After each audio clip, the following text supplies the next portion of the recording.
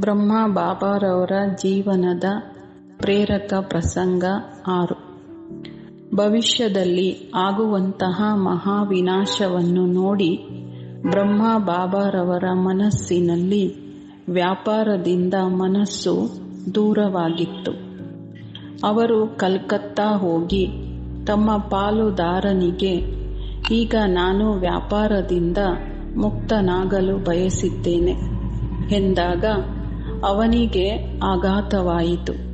ಏಕೆಂದರೆ ಅವನ ಪರಿಚಯ ಯಾವ ರಾಜರುಗಳೊಂದಿಗೂ ಇರಲಿಲ್ಲ.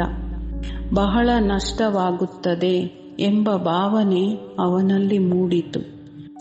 ಆಗ ಬಾಬಾರವರು, ನನಗೆ ಈ ವ್ಯಾಪಾರ ಸುಳ್ಳು ಎನಿಸುತ್ತಿದೆ, ಕಲಿಯುಗದ ಮಹಾವಿನಾಶ ಆಗಲಿದೆ ಎಂಬ ಈಶ್ವರಿಯ ಕರೆ ಬಂದಿದೆ.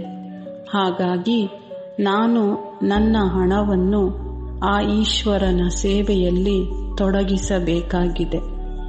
ನಾನು ನಿಮ್ಮೊಂದಿಗೆ ಕುಳಿತುಕೊಂಡು ಲೆಕ್ಕಾಚಾರ ಮಾಡುವುದಿಲ್ಲ.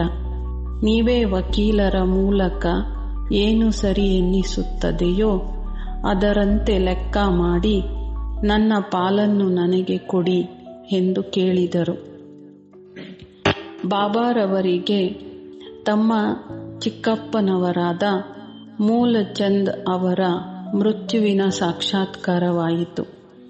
ಆತ್ಮವು ಹಣೆಯನ್ನು ಬಿಟ್ಟು ಕಾಲಿನವರೆಗೆ ಹೋಗಿ ಮತ್ತೆ ಹಣೆಯವರೆಗೆ ಬಂದು ದೇಹವನ್ನು ತ್ಯಜಿಸಿತು. 1 ವಾರದ ನಂತರ ಬಾಬಾರವರಿಗೆ ವಿಷ್ಣುವಿನ ಸಾಕ್ಷಾತ್ಕಾರವಾಯಿತು.